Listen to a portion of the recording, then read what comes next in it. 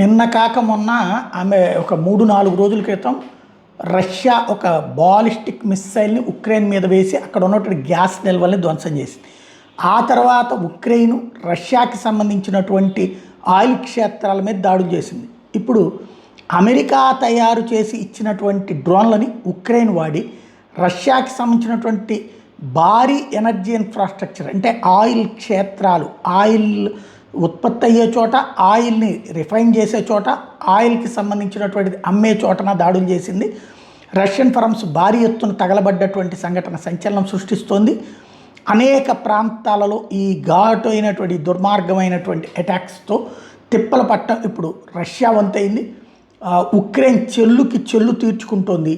America ఇంకా ఆ వివాదం ముగిసే వరకు కూడా ఉక్రెయిన్ చేత రష్యాని ఎంతవరకు డ్యామేజ్ చేయించగలగాలో అంతవరకు చేయించాలన్నటువంటి దిశగానే అడుగులు పడుతున్నాయి అన్నది మాత్రం మరొకసారి ఈ సందర్భంగా స్పష్టమైంది.